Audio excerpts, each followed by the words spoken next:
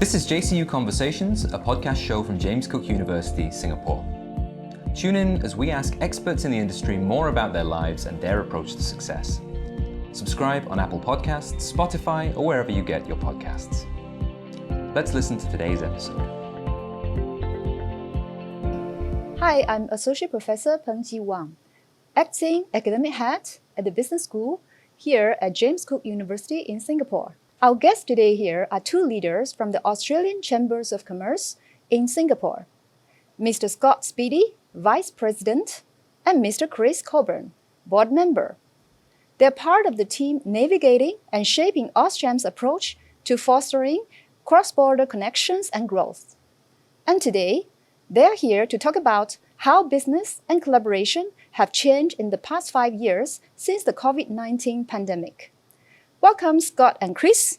It's a pleasure for us to have you here to be with us today. Thank you, Pengji. Great to be here. So now, as a start, would you mind telling us about yourself?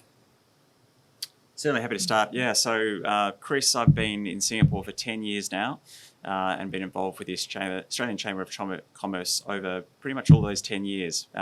Initially with Treasury Wine Estates as a member and a sponsor of events, and then going on to serve on the board for 6.5 years and the last 4 and a bit years as president of the Chamber of Commerce. Wow, long service. Then how about Scott? Scott Speedie. I've been in Singapore for 9 years, obviously here in my AustCham capacity, but my day job, or at least the one that pays the bills, is Regional Head Asia for the Commonwealth Bank of Australia. Okay, hi. Yeah, great. So good to know you. So from what you have shared, I know that you have been part of AustCham for quite many years now. And in fact, I've heard that both of you are AustCham's longest serving board members. Yeah, congratulations. Scott is, yeah. So you're right in the thick of it when COVID hit us 5 years ago. So I believe 2020 must have been a very, very tough year for AustCham, like it was for many other organizations. So could you walk us through what that journey looked like and what changes you have made to strengthen AustCham's value to its members? So maybe Chris? Yeah, certainly. Look, 2020 came as a surprise to all of us when COVID rolled around, but particularly for the Chamber of Commerce, because at that stage, our one big both revenue event and social event for our members was the Australia Day Ball. And that was always held, towards the end of January. And as COVID hit during January, we were, at pains to delay the ball, which ended up being cancelling. But that was a very big financial hit to us. So early in the COVID, crisis, we understood that we had to change the way we were operating. Scott was treasurer, I think, at the time, and I came on as president partway through that year. But we had to make a number of tough decisions early, and probably Scott can speak to some of those with Andrew, who was the president at that stage before I came on. But it was a challenging period. Yeah, I mean, essentially coming into the pandemic, we were an events company that couldn't run events. So as Chris said, we had to take some tough decisions around our people, who were largely events managers. And that obviously, when you got that human impact, was tough for the chamber. So we had to trim the executive team quite considerably. That year, we presided over a loss, which was the largest loss in the Chamber's history. As treasurer, not one of my proudest moments. We'd like to remind Scott of that one. Yeah, exactly. The number is etched in my mind as we lost $114,463 that year, which is it's a big loss for any not-for-profit organisation. But I think what was quite shocking is that was about a third of the retained earnings that we'd built up over our 40-year history. So it was quite clear we couldn't allow that situation to continue without taking action. So events were off the table, and then it caused us really to stare into how do we deliver value for members without running events. And some of the initiatives that we took at that point in time was to very much pivot to online content, push more into the advocacy space for our members. And even today, that's still a core platform of the member value proposition, but really started during COVID when we couldn't run those events. And this was a time when, if those will recall who were in Singapore, that, it was gatherings of 5 people, Initially, the government introduced you could have 50 people for business events if you're socially distanced in a room, and that was a great opportunity for us to lean in more to the Singaporean community. We often relied on Australian government ministers coming through for our events, but we realised that we could use Singaporean cabinet ministers, and I still remember our first event, in-person event that we held was with Minister Chan, and we had an in-person dialogue. I think it was 47 guests in the room because we had to count the photographer and our executive director, but we were on stage with Minister, and masks on. And I still remember the days after that, people reaching out to us from other chambers and other organisations going, how did you manage to do that? But as a result, we led a series of dialogues with Singaporean government ministers, and that's something that has remained through our program today. So really being, leading into the Singaporean community and not just relying on Australian business people and government leaders coming to Singapore as our events. I think, what you have done was really kind of innovative at that time. So I could see you have done at least two things. First, shifting from the offline to online, so having more online content, and then as well as engaging with the local community and the local government officers. So that was great. Yeah. So, and then let me just see if we have, so I could see that with these two kind of main strategies, are you still using these two strategies, right? I know you're still continuing engaging with the local community. How about the online? Yeah, still, we obviously want to offer multiple channels for our membership to engage. And I think that's a core part of the member value proposition is not necessarily the chamber itself. It's the role that the chamber brings in sort of bringing our membership together. And different members require sort of different avenues to do that. Some like online connections, some like the face-to-face.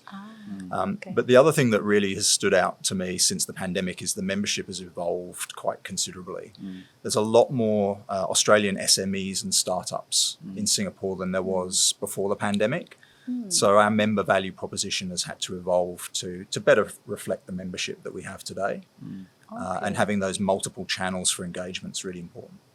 Okay, so sorry. No, I was just going to say, Scott's making a good point there. The member value proposition was a big piece of work that we did, and we never waste a good crisis, and we took COVID as an opportunity to really understand because things that we had taken for granted maybe were being questioned, and some of the revenue streams and memberships and the way of doing business even for a not-for-profit organisation was different. So the board at the time we did a lot of work on really driving that member-centric view to really understand what our members wanted, where they saw value in being involved with the chamber. It was also a great opportunity because a lot of the senior leadership of a lot of our organisations weren't travelling in and out of Singapore. So we actually got a lot of one-on-one time with them to understand what their organisations really wanted.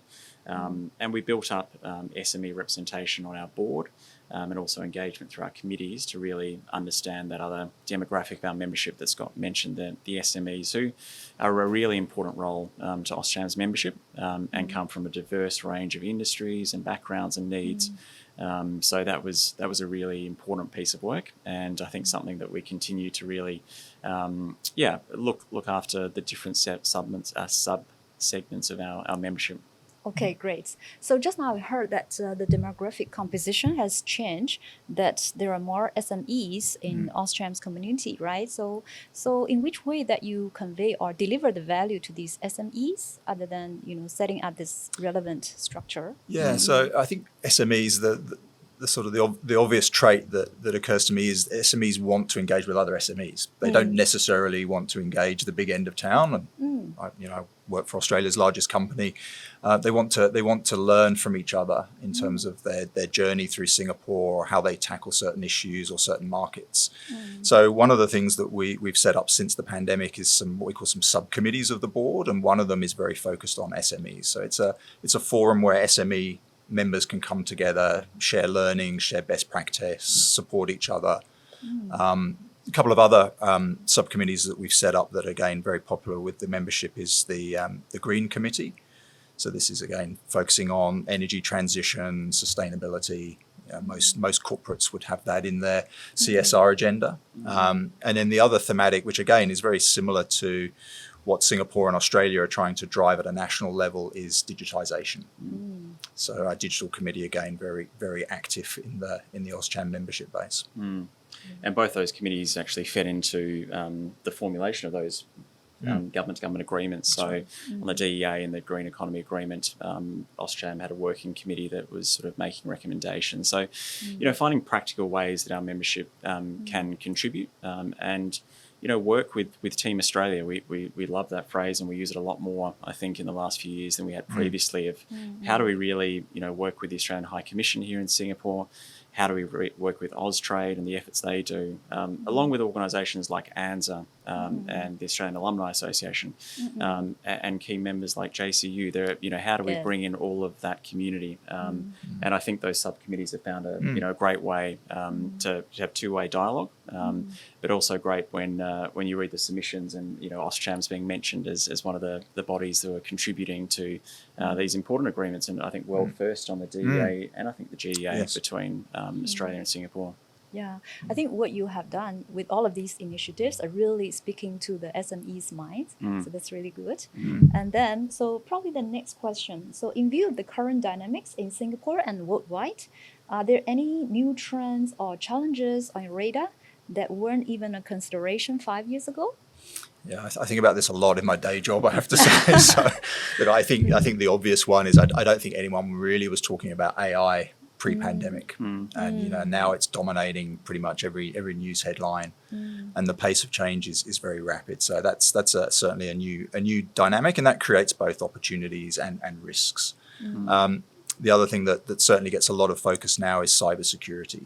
So I don't think a day would go by when some large corporates are not being impacted by some cybersecurity threat. I know that occupies a lot of boards' time, focusing on that. And then the obvious one more recently, I think, is just the geopolitical landscape is just becoming increasingly difficult to navigate as supply chains have become more complex. We're seeing, I guess, a need for more help navigating the tariff landscape, sanctions. It's really quite challenging, I think, for businesses to operate in this part of the world, but probably globally. And I can't think of a time really since the Second World War where geopolitics has sort of driven corporate agendas more than today. We're certainly hearing from our members in those areas and designing content to help them and also for members to help other members. Some of the thought leadership that we're seeing, whether it's some of the legal practices or other advisory members who are giving content to our members has been great, and I think something different that we hadn't done previously. So once again, just we had to change. And I can say this because I was the wine guy, but we were very much a cheese and wine sort of club, a home for Australian expats in Singapore. And we wanted to broaden our appeal, through content, through advocacy, through information, through relationships. And there's always a time and place for the cheese and wine, but, I think we've become a more business-centric organisation, and that has helped. And I think we've been able to deliver content, to some of those areas that Scott spoke about, because we're hearing and listening to our members and the areas that are really of interest to them and where they can get value from the chamber.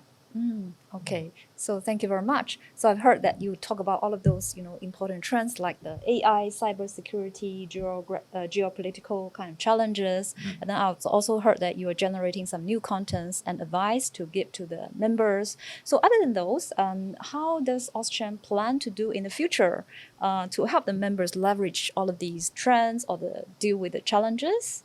Do you have some plan? Scott and I have probably got less plans given we're stepping down. But look, having served as president for 4 years, and Scott was my vice president and treasurer for a lot of that time, and Scott is the longest serving board member, certainly under the current limits, we're 8-year limits. So Scott is the first and record holder for that. So we thank him for his service. But I think something Scott and I are both really proud of is how we've adapted and changed the chamber in terms of our membership and also our board membership. Not too many years ago, it was a tap on the shoulder to come on the board, and that was changed some years ago through a nomination and a voting process of our members, which will be occurring at the AGM this year, as it does every year. And to get the representation that was achieved, where we have now I think beyond 50-50 diversity in terms of gender. Singaporeans sitting on our board has been a big change, and I think that's certainly probably one of the areas that Scott and I had worked on in the background. So hopefully that does set up the chamber, can continue to be appealing to members, representing a diverse range of who is in the membership. But look, I think the chamber's in a great place. Stephen Miller, the new president, taking over, and the board who we've worked with, I think certainly have been part of this journey and, want to continue on how they continue to build that will be great to see. So, I think the chamber's in a great place, even though Scott and I won't be as actively involved maybe on one side of the table. I think we've handed over to a decent team, so I'm sure they'll carry on. But I think Chris raises a really good point that it's really important for the organisation to reflect the membership. And as that membership evolves, so should the board. And I think we're really pleased that we have a board that very much reflects the membership, and it's evolved as the membership has. So hopefully that will continue. That won't be lost with Chris and I stepping back, that's for sure.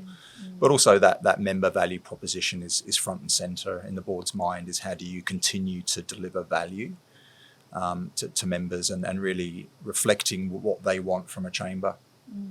There's some great work underway. I think the chamber's in good hands and it will continue to evolve. Yeah, so I've heard very important keywords like the diversity, like deliver values. Okay, so and then probably the next question, maybe you can share. So what are you optimistic about right now when it comes to the regional cooperation between Singapore and Australia? So maybe Scott, you want to go first? Sure, yeah. I mean, look, I think in these times of geopolitical uncertainty, I think relationships really matter, and I think. Australia and Singapore have had a very strong relationship, and it's a political relationship, it's an economic relationship, it's a social relationship. I think certainly here at James Cook, you'd be very aware of how many Singaporeans seek out Australian university degrees or want to study in Australia. Throughout the pandemic, Singapore was one of the largest foreign investors into Australia, continues to be so. As well as really strong political ties. Every year, either the Prime Minister of Singapore or the Prime Minister of Australia will visit each other in each other's country. We have trade agreements, we have strategic cooperation agreements where it's quite clear that there's a most favoured nations clause that allows Singapore, Australia to always have the best of whatever there is to offer. And we've touched on digital, we've touched on green. Those are some of the macro themes that are important to both Australia and Singapore. So I am optimistic that actually in these times of uncertainty, the relationships are important, and the Singapore-Australia relationship will continue to grow. Okay. So how about Chris? Certainly echo what Scott said. I think we've been fortunate to see behind the scenes how hard the governments do work in a lot of organisations, and people-to-people ties as well between the two countries. And it's great to see, I think, those Australians who are lucky to be in Singapore are very aware of the Asian opportunity. I think we've got a lot to do to remind our friends and family back in Australia that Asia plays a huge role for Australia's future and prospects, and I think we're seeing that more from Australian business coming here, and Singapore is such a great launchpad to Southeast Asia. The Chamber's worked very closely with the Nicholas Moore report and how important Southeast Asia is as a trading bloc and economy to Australian business and industry, and I think we're very excited, but I know that we are very much living it day in, day out, and we've got a job to do to share that with more of Australia. Yeah, that's a great point actually, Chris, because I think we've both been in Singapore a similar amount of time, but I think when we first arrived, I think Southeast Asia was a region that a lot of Australian businesses flew over to get to China, because China was such a big market and such a fast-growing market. And I think that's really started to change, including the federal government's focus on doing more with ASEAN. I think we've always had strong trade ties, but we've probably lagged on the investment side. So there's a real focus on getting Australian investment into the region. And that really is something I think that has come to the fore since the pandemic. Okay, interesting. Yeah, I've heard from you that Australia is probably shifting more from China to the ASEAN region. So this is quite important for the business. And probably the next question. Yeah, so another note that we are celebrating the 60 years of friendship between Singapore and Australia this year. So that's really a wonderful milestone. So what to you is important of this, the cross-border friendships and relationships, especially in today's climate? So for this kind of relationship and friendship, how can organizations like AustCham, help continue play a constructive role? Well, I think we touched on a lot of the people-to-people, connection that exists there, and the Australian High Commission is very actively celebrating the 60 years of friendship between Australia and Singapore this year, and AustCham is a proud partner of the work that the High Commission is doing in that regard. In a few weeks at our annual President's Lunch, I know we'll be celebrating in a different way some of the best of Australian and Singaporean cuisine and cooking. So more will be revealed on that over the coming weeks. But, I think there's a lot to celebrate, and I think the Chamber tries to find different ways to help, the Australian community celebrate. But yeah, I know there'll be a lot happening over the next few months. Yeah, I think actually there's a lot in common between Singapore and Australia. We're tackling some of those mega trends like digitisation, like sustainability and the energy transition. So there's a lot of learnings to share between Australia and Singapore. And because that political relationship is so very strong, we certainly see each other as sort of trusted partners where we feel comfortable sharing that information and really leveraging the best that both countries brings to that relationship. Okay, yeah, thanks. So other than, I know AustCham is also always playing a very important role in, fostering this collaboration across the borders. But do you have some advice to offer to the business leaders who are working across the borders as they strive to cooperate across borders? I think one thing I've really come to understand is just working with local partners on the ground, investing heavily, not just flying in, flying out. If you really want to understand Singapore and this part of the region, and there are organisations like AustCham and Austrade, who can support businesses in that journey. But I think often when we hear of people who have failed coming here, it often is that they feel like they can do it in a light touch way. But really working with partners and local partners as well as the Australian support organisations is really helpful. So that would certainly be the advice for those who might be listening who are thinking about moving operations or business interests this part of the world, to be really tap into what is available, because often there would be that support to help you build in this part of the world. Yeah, and I think my advice, Chris makes some great points. I think just for Australians coming to do business in this part of the world, relationships are key, but relationships take time to build and it's based on trust. And I think there needs to be an element of patience around how long it takes to build that relationship. And to Chris's point, having sort of boots on the ground really helps you do that. I think also, I think Australia probably has been a little bit guilty of seeing Asia more broadly as a customer for the things that we dig out of the ground or we grow, but maybe not as a strategic partner. And I think that focus on investment will help turn that around. So I'd encourage Australian companies to think partnership rather than a supplier-customer relationship. I really like this advice. So yes, I've heard very important advice like embedding really into the local community from the ground and then build up the trust, and also, viewing this local community as the strategic partner instead of the suppliers. Okay, so this is really, really important. It can be challenging, and I know if you're a listed company, you've got quarterly earnings, and you've got that pressure to deliver a return on investment straight away. And I don't think that always results in companies being particularly patient around when they get a return. But I do think because culturally Asia is much more relationship oriented than maybe Australia is, which can be a bit more transactional, then it's well worth investing the time. You're right, yeah. And I believe AustCham's really play a very important role because it offers such a great platform for the Australian community, business community, to join the local community, right? So, and we profile our membership success. So where members have had some success, we reprofile it, we share the learnings across the broader membership base. So it is a very supportive community that Australian businesses can tap into. Great. Yeah. So, yeah, I've heard, just now, both of you have mentioned that you are going to pass your work to some others, right? So I know that both of you are going to step down at the AGM this month. So actually, you already have stepped down when this episode goes on air. So as both of you wrap up your time on the AustCham's board, what are you most proud of from your journey? And what hopes do you have for the chamber and its future direction? Would you mind sharing that? So maybe, Chris, you share first? Yeah, certainly. I think, it's been such a big part of my time in Singapore being involved with the chamber. So very, very dear, and special memories from being part of, the group of leaders, both on the board, but also the executive team. I've been able to work with a number of different executive directors in their time, Kate, Emma, and now Suan. And so the people-to-people relationships and beyond into the executive team has been really, great.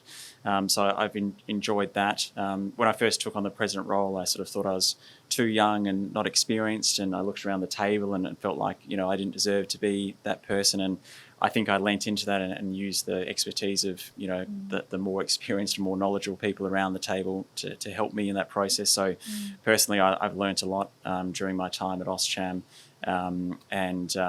Won't be too far from it, even though, not formally involved. So certainly thank all of our members and the board and the executive team for the role they played. And I think the chamber's in a great place moving forward, and I can't wait to see it go from strength to strength.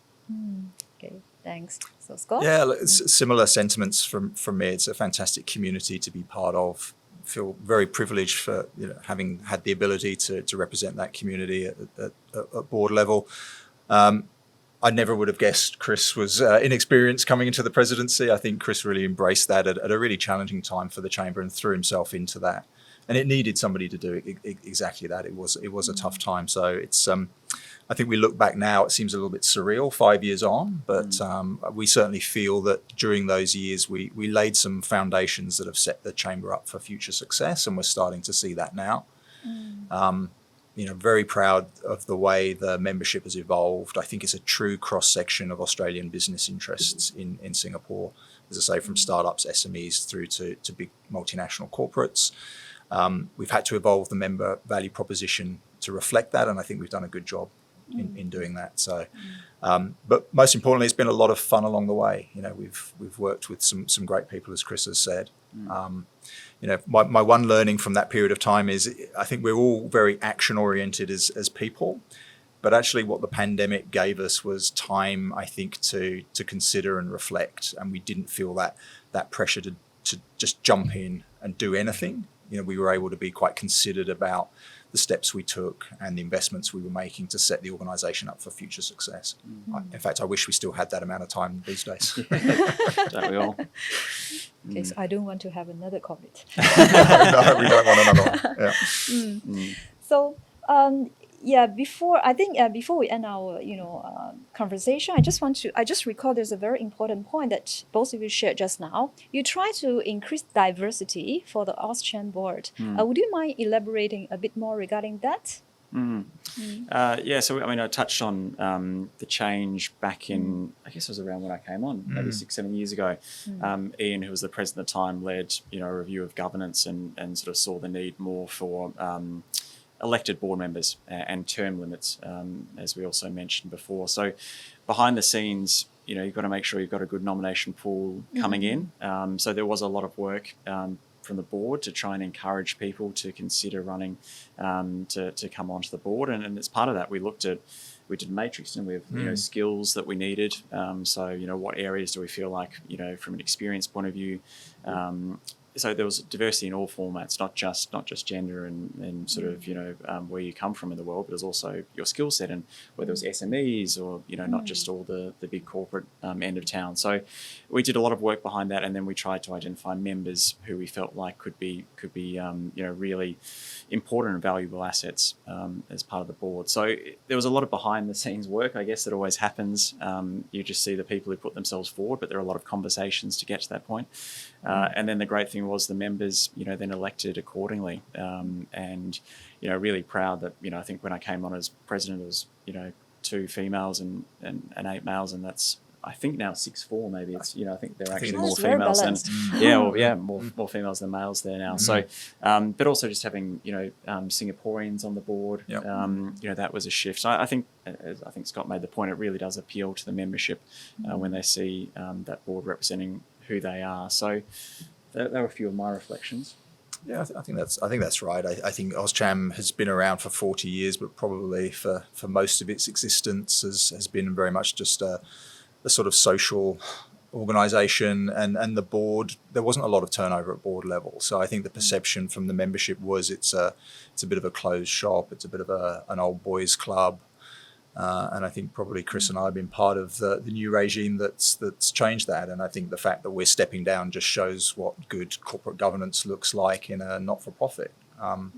So the fact we're getting this board turnover, we're getting new skills coming through, much more reflective of the membership, I think is real testament, I think, to some of the changes that were made leading into the pandemic and subsequently. So, I think that's something I think we're all very proud of. So I've heard from both of you that having this diversified kind of board composition really helped appeal to the members. So other than that, did you find that it helps with the operation, with the other kind of strategic direction? I think it does, because you get a broader skill set as well, because there's you're not recruiting in your own model, in your own shadow. You're actually looking for, yes, gender diversity is important, but so is ethnic, cultural, but also skills diversity is really important. So there's a much more conscious decision to look at the skills required at board level and where we might need to bolster those skills. So we're much more sort of targeted around how we bring members onto the board to make sure that not only are they reflective of the membership, but also that they can contribute where the board needs them most. Okay, Scott and Chris, so it has been really a fantastic discussion. And also it's been a really big honor for me to stay with you, particularly you both are going to wrap up your time with the AustCham very soon. And thank you very much for being here with us today and for all of the great work that you have done to build the bridges across the borders in AustCham. And so now I'm going to have a question. So where can our listeners find you online? On LinkedIn. So I'm active on LinkedIn. So search for Chris Coburn. And then also AustCham does have a presence on LinkedIn and on Instagram as well. So AustCham's.sg on Instagram. And likewise, I'm on LinkedIn. Happy to share the link afterwards. Thank you. Thank you both.